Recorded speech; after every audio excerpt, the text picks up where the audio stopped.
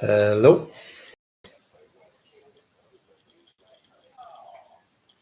Hi everyone, I think we're live there. I'm just waiting for a second for sound. Yep, there we go. Thank you everyone again for joining us as we continue our Justice for Aaron Brady campaign. As most of you are fully aware, I think the purpose of these videos is to create a library in the different aspects of Aaron's case. And tonight we said we are going to look at the intimidation part of the case. Now, Aaron and the Bradys have been accused continuously in relation to intimidation of witness in the case. And we have said constantly, and we continue to say, the Bradys did not attempt, the Bradys did not intimidate anyone. We had no need whatsoever to intimidate any persons involved in the investigation into the modern robbery at Lordship Credit Union. One of the accusations pointed towards us was in relation to a video that was released on WhatsApp, and a great furore was created by the prosecution and on Garda Síochána in relation to the release of a video onto WhatsApp. Now, the simple facts of the matter in relation to the gentleman that was in the video released on WhatsApp was, this young man has told us, we have it on record, that he believes on Garda Síochána released that video. We have messages both on WhatsApp, Viber and on ordinary messenger. That young man actually contacted our family first.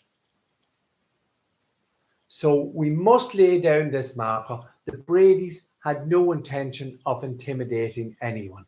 We didn't need to intimidate anyone. We do need to ask questions, but we do not need to intimidate anyone. And we've put it very clearly with all those people involved. We've put it very clearly in our videos. Please come forward and tell the truth.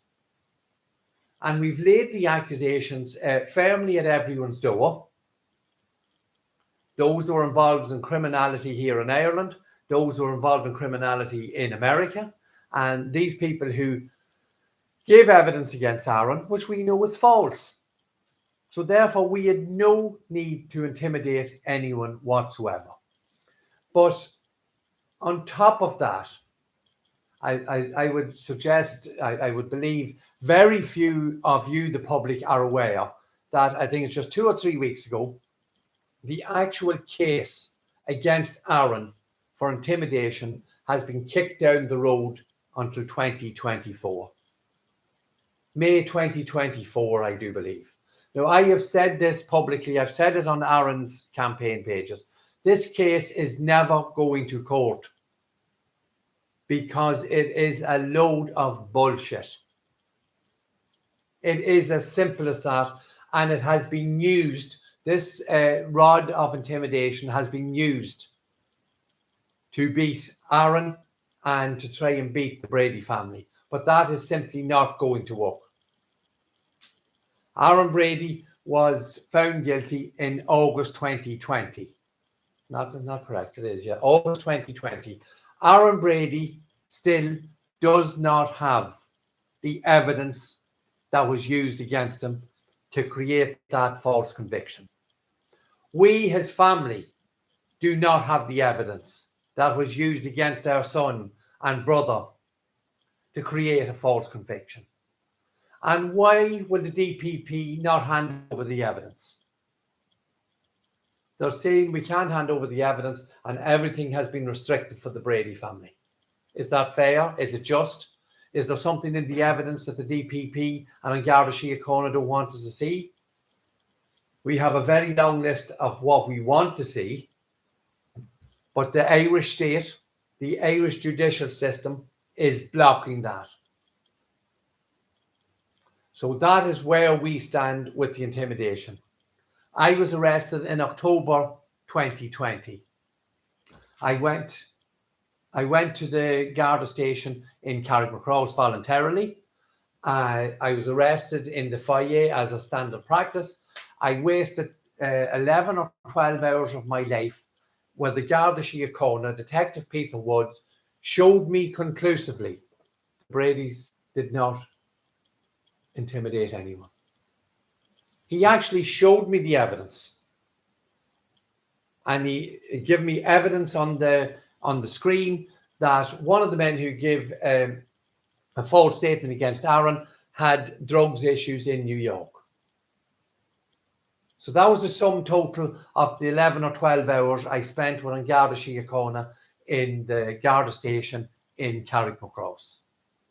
Another complete load of bullshit, Detective Peter Woods.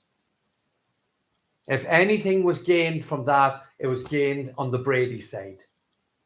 Because you showed us quite clearly the details of when the video was released and actual evidence that one of the people who give statements against Aaron had drugs issues, was an illegal immigrant, had an extradition warrant, and he's still in America. How does that work? So that's the intimidation in relation to the Bradys. I will say once again, I will repeat once again, the Bradys intimidated nobody. We did not want to intimidate anyone. We have no reason to intimidate anyone. And from the outset, we can say clearly, nobody, no one on the planet Earth put in a complaint against the Bradys. This was totally manufactured by the DPP and on Garda Síochána. So that is the story in relation to the intimidation that has been alleged against us, the Brady family and Aaron.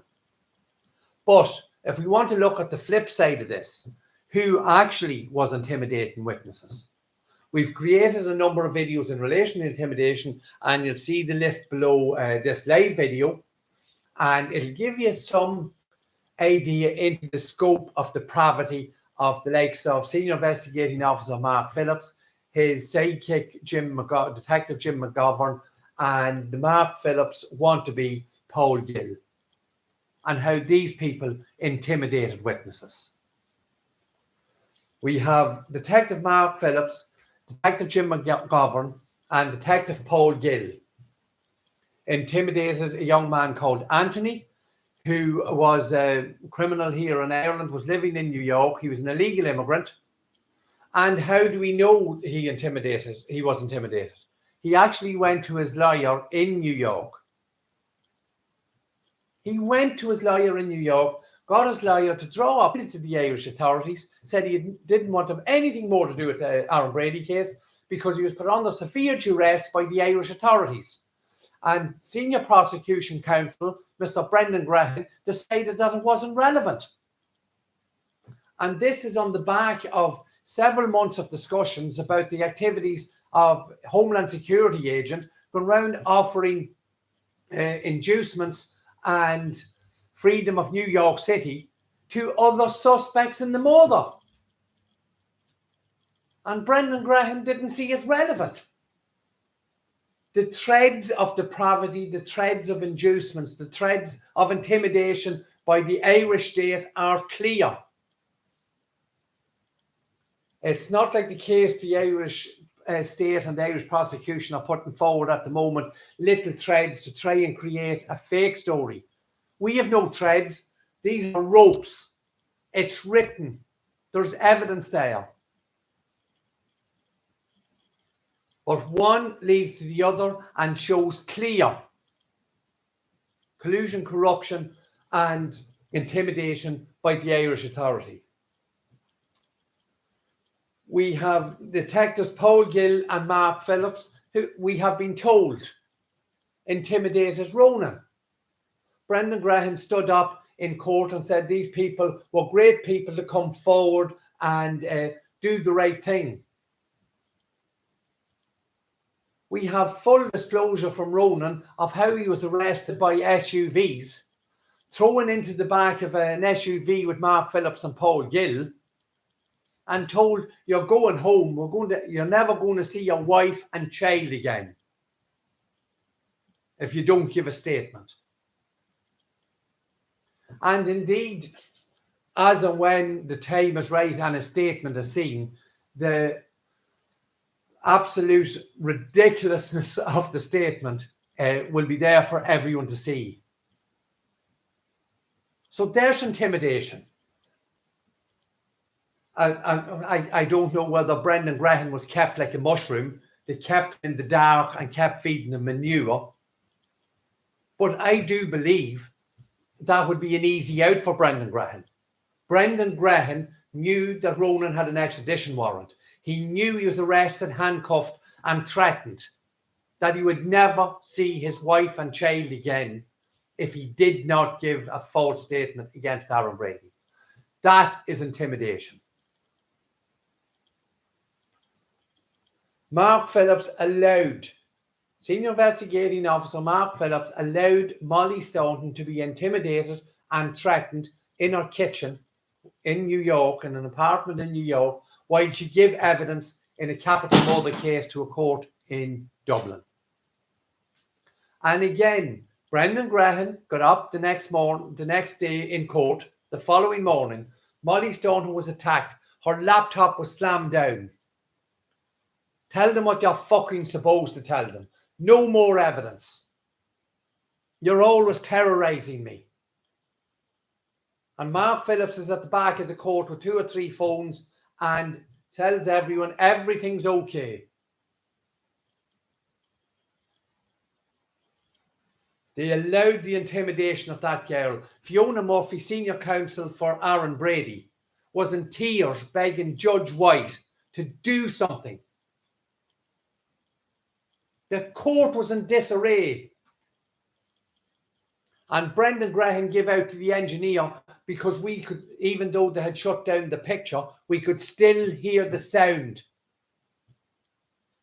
And Brendan Graham absolutely ripped into the engineer that the sound should have been shut off.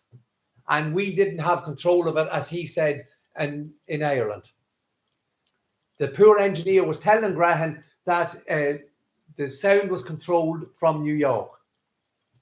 That was changed fairly quick. Dublin had control of the volume the next day. And that is fact. Imagine someone giving evidence being attacked in a courtroom. Police, guards, everyone would jump on top of them. They'd be arrested. They would actually be jailed. Brendan Graham got up the following morning after Molly Staunton was assaulted in her own room giving evidence, and he said there'll be no more further action taken. It's some sort of a domestic situation with a male friend. That's intimidation. And Judge Michael White allowed it. The DPP allowed it. Senior counsel for prosecution Brendan Graham was party to it and covered it up, as he did with the letter. If they cooperate, keep them. If they don't, initiate deportation proceedings. Graham was aware of that letter. How does that work? Detective Keiran Redy, we've spoken about this, sat with a young girl in a cell on his own, a cell in a police station in Boston, and tried to did intimidate her into giving false statements against one of the brothers, as they were known in Boston, and all of a sudden that brother's not a suspect anymore anyway. Because we came across the CCTV footage and the testimony from his girlfriend here in Ireland that he was nowhere near the car park at Lordship Credit Union. But Keiran Redy, and I've explained this, a short, obese, red-faced, middle-aged man in a cell with a young girl. No recording, no supervision, nothing. That happened, and the Irish Garda Síochána were part of it. That's intimidation.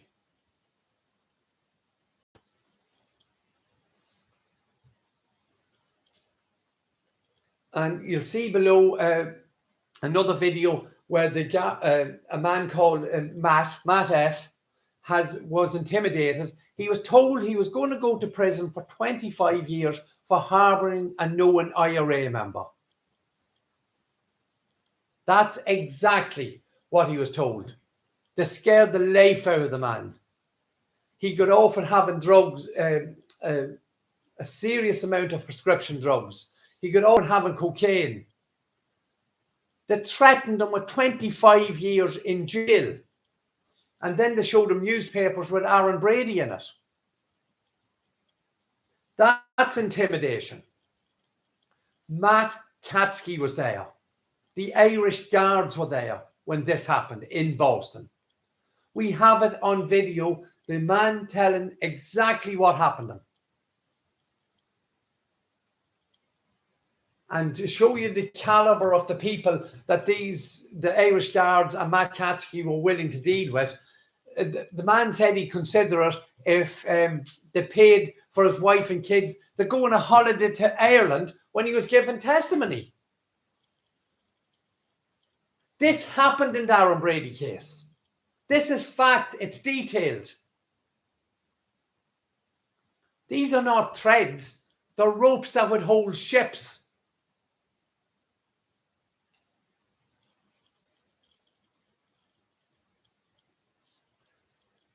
And then to back all this up, and we have other people who have told us where the paper was slipped in front of them on the table at the interview room. A young man from Northern Ireland had a good lifestyle in Boston, had a number of people working for him. He wasn't a legal immigrant, as there are thousands, maybe, I don't know whether there's millions of them, but there's definitely hundreds of thousands of illegal Irish immigrants in America making a good life for themselves. Mark Phillips gave that young man the opportunity to stay in Boston. Just say the brothers said something at the bar in the football club, and you can stay. That's the scumbag work our Irish Garda were at in Boston. And I've said this in the videos you'll see below. The young man seriously considered it. He told me himself. But he didn't do it. Next thing you know, he's in the back of an SUV and he's back now doing his construction work in the freezing cold and wet in Northern Ireland, in the northwest of Ireland. And we have a full litany of the inducements that was given to these people. We have the text message from Christopher the Layer's friend. I knew he got something. I didn't think he got that much. Someone suggested that he got $100,000. But his friend that he drinks with continuously says, I knew he got something. This is Christopher the Layer. He knew Christopher the Layer got something. He just didn't think it was as much as 100,000. But obviously, Christopher the Layer was a criminal here in Ireland. He was wanted for a number of offences. He's still in America. He's running a bar. He would appear to be a partner in a bar. And once again, we see a situation where all these things have been, our mainstream media have missed all these things. We have 200 videos out there with a lot of this information. A lot of it's in the public record. Has any of them printed it? No, I'm afraid not. They are being censored and they are censoring what you, the Irish public, are entitled to. So that's where we are with intimidation. Aaron and ourselves don't have that much information of the evidence that was used against Aaron, the false evidence that was used against Aaron during the course of his trial. It's absolutely disgusting. What are you afraid of? What are the Irish authorities afraid of that they won't give the evidence they used to get a conviction? So I've ran through some of them. There are more issues we'll probably cover in the videos below. Please take the time to have a look at them. And please take the time to understand we had no reason to intimidate anyone. We had no reason to put anyone under pressure. But we have a right to ask Christopher the lawyer, come forward and tell the truth. Anthony, come forward, tell the truth. Ronan, come forward, tell the truth. Daniel Cahill, come forward and tell the truth. At some stage, the truth will have to come from your lips. And that's a whole nother video, inducements and intimidation in relation to Daniel Cahill. And the inducements he got to tell a tissue of lies against our son. So once again, I don't think there's any questions, is there? Bum, bum, bum. That's it. Once again, thank you everyone so much for following the campaign. We had a visit with Aaron the day and he's absolutely delighted. We said, we told him of the many birthday wishes he had on his social media pages. So thank you so much for that. It means a lot. Thank you to all the people who continue to watch, like, comment and share. And we as a family understand fully the situation so many people are in. But in the last 7 or 10 days, even while we've been in the CCJ in Dublin, in the courtrooms, friends and even family alike, people who have state jobs, people who are working in the state, like as I say, even in the courtroom, people are afraid to like, comment or share the videos. And we understand that fully. We understand that fully, but I hope it gives just a little taste of the state we're living in. Because we have always said, if you like, comment and share, we hope you are giving us support to say, listen, there's something wrong here. We've never asked you, the Irish public, to presume innocence or guilt. And I hope you understand that. Again, we're having serious issues with our social media sites being shadowed and attacked and blurred and blocked in different directions. And as far as I'm aware, if we can get more subscribers and whatever, we can override that. The algorithms can help fight against that. So please continue to like, comment, as we would like. We're in court every day with the ongoing court case, and it is ongoing. I notice, I think all this week, our journalists are missing. Mr. Dixon, or what's his name? Dixon? Dylan, Schiller, Reynolds, all missing. We have 2 men on trial for robbery at Lordship Credit Union, where Detective Garda Adrian Donoghue brutally lost his life. And not one mainstream journalist to report on it. Now, a lot of what we're going through in court is very mundane, but I would say a lot of what has been even, shall we say, tried thus far was worthy of some form of media coverage. And again, we say there's something seriously wrong when you see the way the media is treating this case. I would like, and we have discussed reporting on it as such, but again, we're afraid of what the state would do to us if I say something incorrect or something that hasn't been proven in court or whatever. So obviously, we can't afford to do that. We have to be there and see the proceedings every day. But hopefully, as things progress and we make breakthroughs, we'll be able to bring you that during the course of our campaign. Once again, thank you for logging in, like, comment and share. We'll have another video out on Tuesday evening next, and I think we're going to break down and show you how the library works. So everyone who wants to look at certain aspects can find it quite easily and find what the videos relevant to the area they're looking to get information from how you can find that. Once again, thank you very much for joining us, and please continue to like, comment and share, and we'll see you on Tuesday evening next. Thank you.